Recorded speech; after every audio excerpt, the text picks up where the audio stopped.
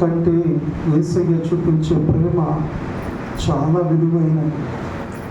సిలువలో వేలాడుతూ ఆయన నిన్నే జ్ఞాపకం చేసుకున్నాడు. దొంగ, అయ్యా నీ రాజ్యంలో నన్ను జ్ఞాపకం చేసుకో అని వేడుకున్నప్పుడు, నువ్వు నాతో కూడా పరదేశంలో ఉంటావని చెప్పి ఆయన చెప్పినట్లుగా నీవు జ్ఞాపకంలోకి వస్తున్నావు. ఆయన నేను మనవలేదు. తల్లి గర్భంలో రూపింపబడక మునిపే ఆయనను ఎరిగిన వాడు. నేను మరిచిపోని దేవుడు. ఆయన నీ కొరకు సమస్తాన్ని అప్పగించుకున్నాడు.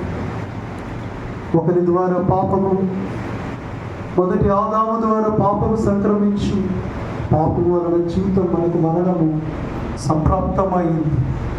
అయితే అట్టి పాపము నియమము నుండి, అట్టి మరణము నుండి మనల్ని తప్పించుటకు గాను మరణపు ముళ్ళును విరిచిన యేసయ్య నీ కోసం తన ప్రాణాన్నే పెట్టేసినాడు. నువ్వు కావాలి ఆయనకు. నీ జీవితం ఆయనకు విలువైనది. అందుకనే ఆయన కేకలు వేస్తూ ఉన్నాడు, తండ్రి మీరేమి చేయించున్నారు, వీరెరుగరు తండ్రి, వీరిని క్షమించమని ఆ దినమే వేడుకున్నాడు నీ కొరకు. ఆయన ఆ ప్రార్థన నిలిచి ఉంది. అది నీ కోసమే. దొంగ పశ్చాత్తాపడినట్లు నువ్వు పశ్చాత్తాపడవా? ఈ దినాన్ని నువ్వు ఆలస్యం చేస్తే, అలక్ష్యం చేసుకుంటే రేపటి దినం నీకు రాకపోవచ్చు. ఈ దినమే చివరిదైతే నువ్వు ఎక్కడికి వెళుతావో నీకు మాత్రమే తెలుసు. పరీక్షించుకో. సిలువలో వేలాడుతున్న యేసయ్య నిన్ను నేరుగా ప్రశ్నిస్తున్నాడు. నీ కొరకు నేనున్నాను, నువ్వు నా దగ్గరకు వస్తావా, నా దగ్గర ఒప్పుకుంటావా అంటున్నాడు. రాబోయే ఉగ్రత నుండి తప్పించేది ఆయన మాత్రమే. వేడుకో ఆయనను వేడుకో, ఆయనను ప్రతిమలాడుకో. మరణము జీవము రెండు నీ ఎదుటనే ఉన్నాయి. ఈ దినం నువ్వు దేని కోరుకుంటావు? లోకాన్ని కోరుకుంటే మరణం వస్తుంది.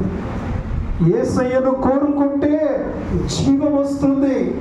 తరతరములు యుగ యుగములు ఏలుచుండు వాడి ఎదుట మనము ఆయన రాజ్య వాసులమైతే.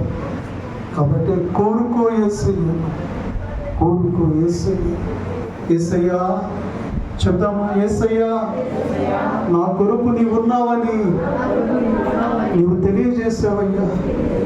నా కోసం ఎవరు ప్రాణం పెట్టకపోయినా నీవు ప్రాణం పెట్టినందుకు వందనాలయ్యా.